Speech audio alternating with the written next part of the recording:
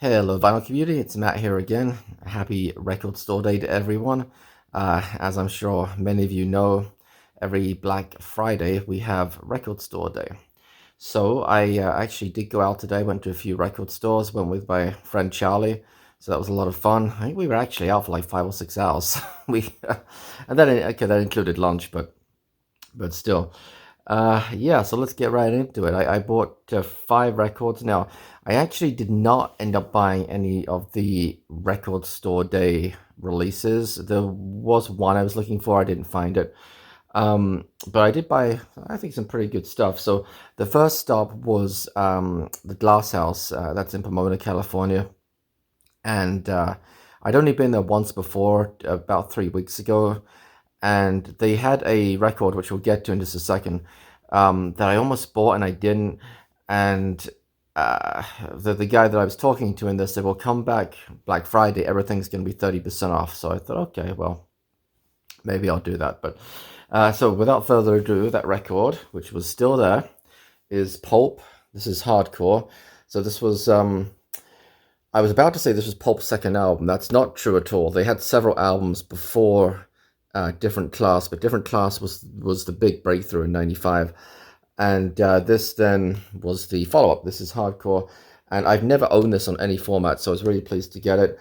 Originally $30, which actually would have been a pretty good price. This is a pressing from 2009, and 180 gram vinyl, all the rest of it. But with a 30% discount, this meant it was like, $21 or whatever, something like that. So yeah, really pleased to pick that up. I'm glad they still had it. I went straight to the bin where I'd left it, and I was digging through it, and I was like, oh sweet, it's still in there. And this was still sealed. I've unsealed it, but it was brand new in the shrink. Now, another album that had been on my wish list, kind of, was this one. Home Alone Christmas. Don't laugh, but Home Alone's one of my favorite Christmas movies, and I was 11 years old when it first was released in 1990, and always loved it. I always liked the music as well, and I had seen that this was going to be released, and it was a little pricey. I'd looked online, it seemed to be going for like $40, and I was like, I don't think so. There's the back of it.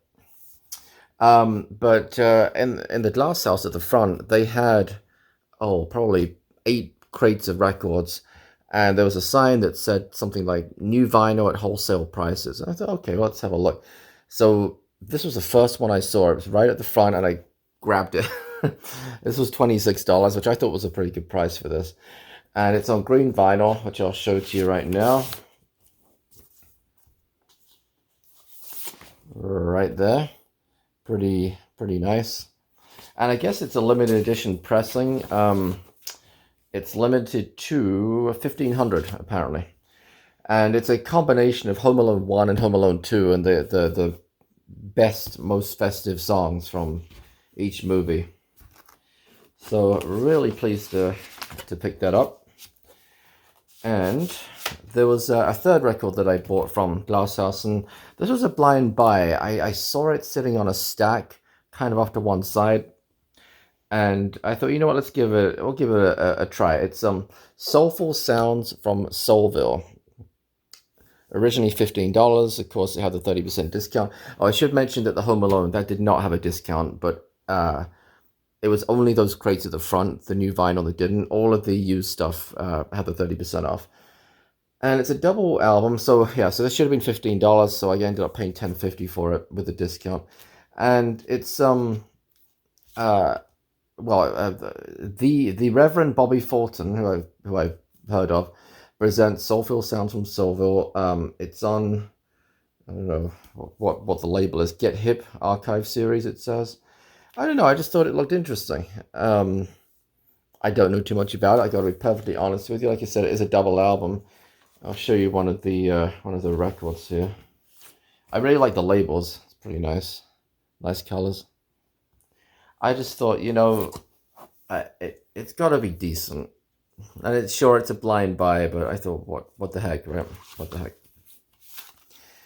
So, and I would have bought, there was another record I wanted.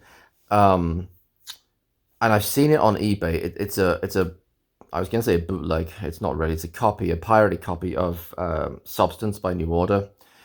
And I didn't realize that's what they were playing. They had it cranked up in the store, and I got to the front and I saw it, and I thought, oh, and it had a $30 price sticker on it, and I thought, oh, I'd probably get that.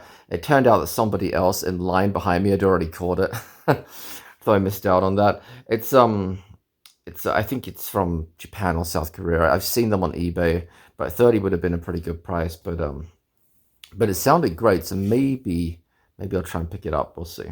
But anyway, after that, we went to where did we go? We went to Rhino Records in Claremont, California. And again, this isn't a record store day release, but by coincidence, it was just released, I think, in the last week or so. And I didn't even know anything about it. I happened to see it in there, and I thought, oh, I gotta get that. That's Pink Floyd, The Later Years, and 1987 to 2019. Now, apparently, this was from some kind of box set, which I had no idea about. It says all tracks taken from The Later Years 16-disc limited edition box set, and I guess I've been out of the loop on all things Pink Floyd because I didn't know anything about it. But it's a 2 LP set, and it's there's a couple of sort of demos, well, not demos, but rehearsals, I guess they might have been. But there's also like Comfortably Numb from Nebworth, a live version from Nebworth 1990, which I have on CD but do not have on vinyl. Also Shine On You Crazy Diamond from Nebworth 1990. Marooned Jam. So this is from all albums from A Momentary Lapse of Reason onwards. So it includes Momentary Lapse of Reason, The Division Bell, and anything that was sort of live in between that wasn't already released on vinyl, I guess. So we've got Wish You Were Here as well. It's another live version.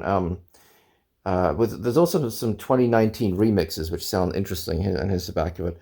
Like Learning to Fly. It says Delicate Sound of Thunder 2019 remix. Now, Delicate Sound of Thunder is an amazing live album. I don't know what the remix is like. I haven't listened to this yet. We're going to find out. And I thought this was $34.99. I thought that was okay, actually. And I've looked online. It seems to be going for a lot more than that on eBay already. I don't know. But they had like, I don't know, they must have at least 10 copies of this in the store. So I was a little surprised, but I don't know. I was really pleased to find that. And then finally, we stopped by one of the old favorite stomping grounds, the Rat Hole in Riverside, California. Weren't going to do it, but I had my daughter with me, and she was asleep in the back, and we're like, well, we'll drive onto the Rat Hole because that's then like an extra 15 minutes, and it buys a little more time with her napping. And I picked this up.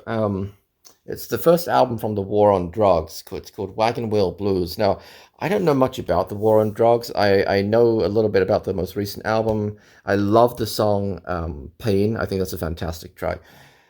And it was a bit of an impulse buy. I got a pretty good deal, I think. The sticker price was $19.99. He let me have it for $14.99. He actually insisted on giving me $5 in cash because I paid by card. And this was brand new and still sealed, still in the shrink, everything. So I'm going to be interested to get to listen. It's from 2008. I'd be interested to kind of hear if it's anything similar to their more recent stuff. And I'll show you the vinyl real quick here. It's on the Secretly Canadian label, which is a new one for me. I'm not familiar with that, but there it is. So it seemed to me that, again, this is a little bit of a blind buy. Not as much as the Soul one, in that I actually have heard a few songs by the War on Drugs, but I don't know anything about this particular album. I just know it was the first one that they released, and I like the artwork, so does that. So that's what I bought for Record Store Day. I hope everybody else found what you were looking for. Oh, by the way, the one record I did want to find was by J.S. Ondara.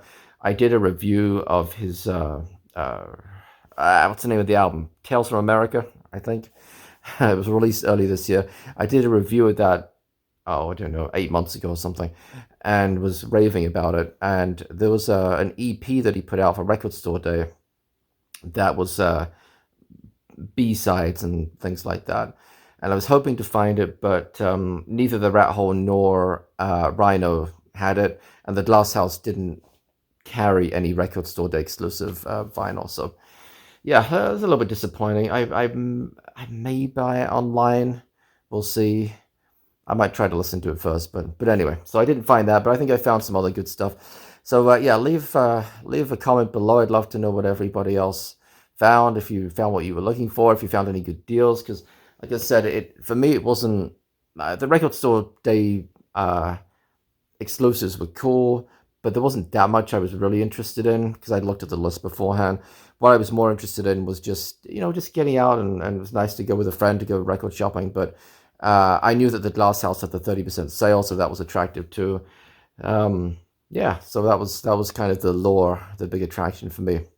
But anyway, yeah, please do leave a comment below. I always appreciate everybody who does that and everybody who subscribes. And until next time, bye bye.